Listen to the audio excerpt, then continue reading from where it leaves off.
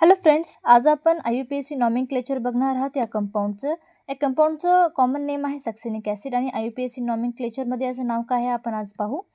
सगळ्यात पहिले आपण याला नंबरिंग करणार आणि हे जे कार्बोझायलिक कंपाऊंड आहे याला आपण कमी नंबर देणार, म्हणजे याच्यापासून स्टार्टिंग करणार. याला 1 2 3 4 यानी हे कार्बन चेन 4ची आहे आणि ब्युटेन.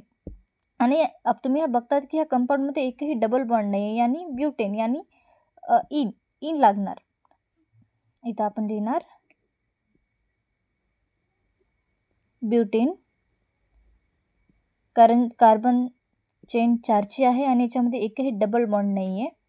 आणि आपण इथे डॅश मारणार आणि हे जे दोन कार्बोझायलिक ग्रुप आहेत, सेकंडरी सफिक्स आहेत, हे कोणत्या पोझिशनला आहेत.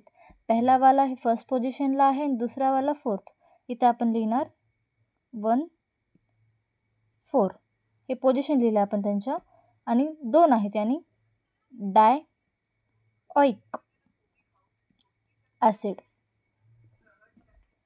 सक्सेनिक ॲसिडचं IUPAC नेम आहे ब्युटेन 1,4 डायऑइक ॲसिड.